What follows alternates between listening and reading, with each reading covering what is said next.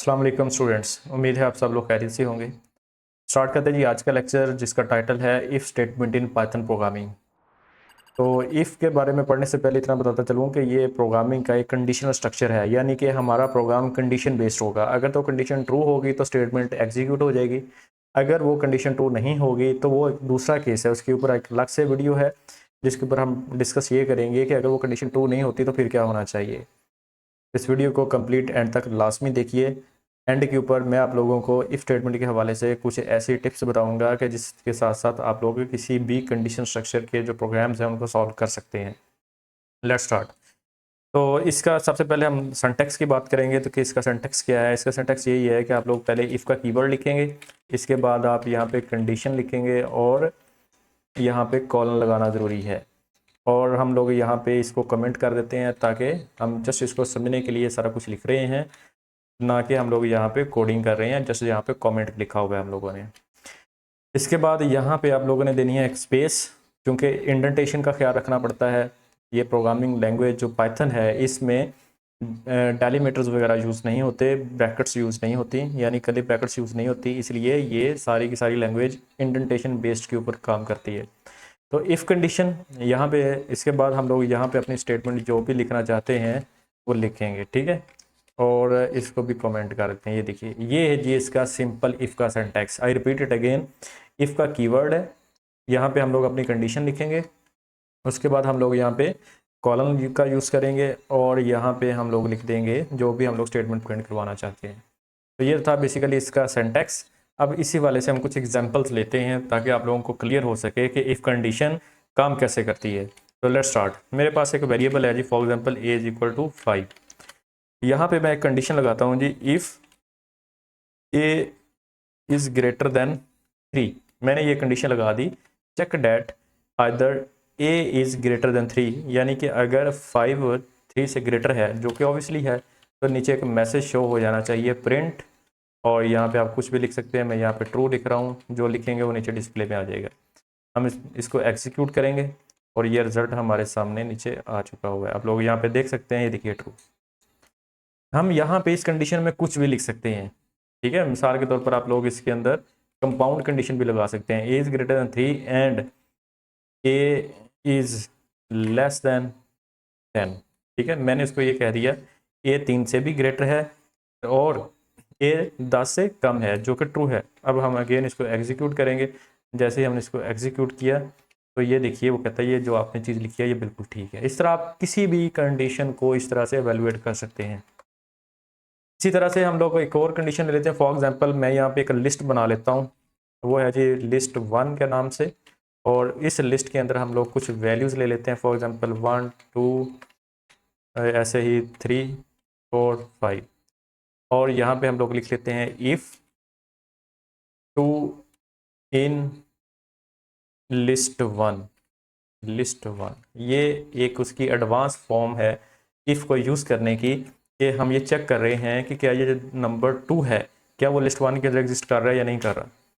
तो यहाँ पे हम लोग यहाँ कंडीशन लगा दें, कंडीशन के बाद स्टेटमेंट लिख देंगे प्रिंट और यहाँ पे लिख देंगे ट्रू। ट्रू मीन कि 2 जो नंबर है वो लिस्ट 1 में एग्जिस्ट कर रहा है। तो ये लिस्ट है कंप्लीट, इसके अंदर हमारा प्रोग्राम ये चेक करेगा कि 2 जो है उसमें एग्जिस्ट कर रहा है। तो अब देखते हैं जिसको एग्जीक्यूट करेंगे। जैसे एग्जीक्यूट करेंगे तो ये हमारे सामने नीचे रिजल्ट आ चुका है। तो ये देखिए ट्रू, यानी कि नंबर 2 एग्जिस्ट इन लिस्ट 1 है, वो लिस्ट 1 में एग्जिस्ट कर रहा है। तो इसी तरह से फॉर एग्जांपल मैं यहाँ पे लिख देता हूँ कि 20 को चेक करता हूँ, ये ले 20। अगेन इसको एग्जीक्यूट करते हैं हम लोग। अब ये चेक करेंगे कि इसमें ये 20 एग्जिस्ट करता है या नहीं करता। तो अगेन इसको हम लोगों ने एग्जीक्यूट किया और ये हमारे सामने ये वो 20 जो है इसमें एग्जिस्ट नहीं कर रहा। इसका मतलब ये है कि वो कुछ भी डिस्प्ले में नहीं, हमें डिस्प्ले नहीं कर रहा, क्योंकि ये वाली स्टेटमेंट चलनी ही तब थी जब ये वाली कंडीशन ट्रू होनी थी, ठीक है। तो इसी तरह से आप लोग नेम भी चेक कर सकते हैं।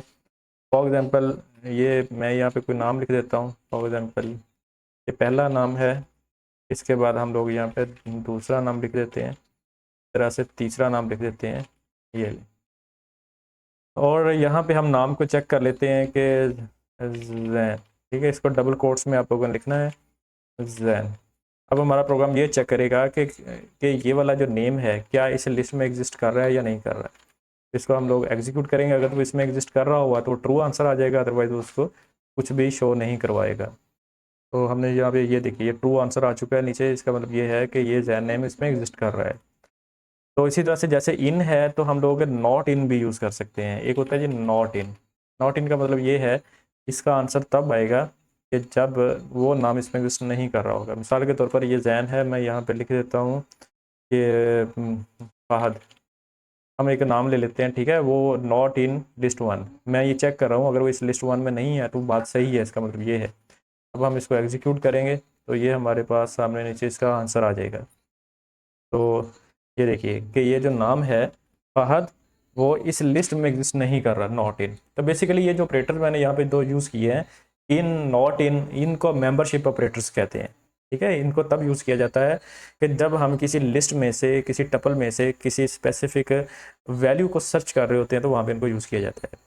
मोर स्पेसिफिकली इफ़ का जो मोस्टली यूज़ होता है वो कंडीशंस को एवेलुएट करने के लिए होता है, ट्रू और फॉल्स की शक्ल में। तो वो फॉल्स जो है बेसिकली वो अनदर कंडीशन है जिसको हम लोग एल्स कह रहे हैं।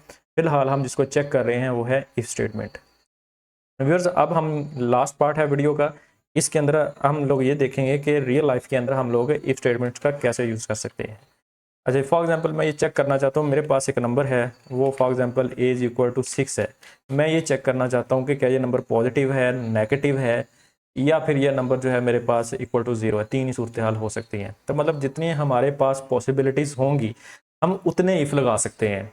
ठीक है, यानी कि मैंने आपको बताया था कि हम लोग ऐसे प्रॉब्लम को डिस्कस करने जा रहे हैं कि जिसमें हमें ये पता चल सकेगा कि हमें कितनी दफ़ा इफ़ यूज़ करना चाहिए और उसका सिनेरियो क्या होना चाहिए। अब मेरे पास सपोज एक नंबर है, नंबर इज़ 6। अब मैं ये चेक करना चाहता हूँ ये पॉजिटिव है, नेगेटिव है, या फिर इक्वल टू 0 है।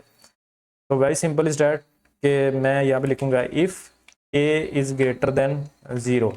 इसका मतलब ये है कि ये नंबर इज़ पॉजिटिव, यानी ये आप यहाँ पे लिख सकते हैं नंबर इज़ पॉजिटिव। अब इसके बाद आपने यहाँ पे नहीं लिखना, ठीक है, आपने आ जाना है स्टार्ट में। तो अगेन एक और कंडीशन लगाएं। अब लिखें if A is less than 0। अगर वो 0 से कम है तो नीचे प्रिंट में हम लिख देंगे कि नंबर इज़ नेगेटिव।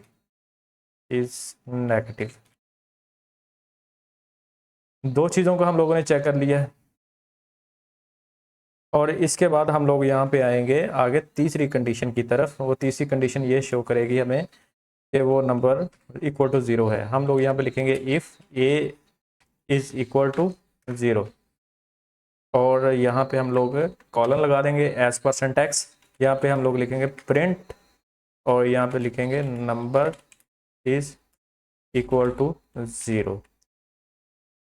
आप लोग व्यूअर्स देख सकते हैं यहाँ पे मेरे पास तीन पॉसिबिलिटीज़ थी किसी भी नंबर को चेक करने के लिए कि या तो वो नंबर ग्रेटर देन 0 होगा तो हम कहेंगे नंबर इज़ पॉजिटिव, ठीक है। और हम लोगों ने यहाँ पे ये देखा कि ये हमारे पास अगर वो नंबर लेस देन 0 है तो वो नंबर इज़ नेगेटिव, ठीक है। और अगर वो हमारे पास नंबर इक्वल टू 0 है तो हम लोग कहेंगे कि नंबर इज़ इक्वल टू 0। अब हम व्यूअर्स इसको एग्जीक्यूट करेंगे और इसका रिजल्ट देखेंगे, ठीक है। ये नंबर चूंकि 6 है तो अब ये 6 के अकॉर्डिंगली अगर ये नंबर होता है ये पॉजिटिव, यानी जो कि ऑलरेडी हम लोग ले चुके हैं नंबर, इसका रिजल्ट आएगा नंबर इज पॉजिटिव। अगर ये होता माइनस में तो इसका आंसर आना था नेगेटिव, सॉरी पुट हेयर ए, तो इसका आंसर आना था नेगेटिव। और अगर ये नंबर होता 0 तो इसका आंसर आना था इक्वल टू 0। तो लेट्स चेक, ये देखिए ये है जी नंबर इज पॉजिटिव। अब हम इसी नंबर को नेगेटिव करके देखते हैं माइनस। अब ये प्रोग्राम उसके अकॉर्डिंगली हमारे सामने एग्जीक्यूट होगा। तो ये देखिए नंबर इज नेगेटिव। अब हम नंबर को 0 करके देखते हैं।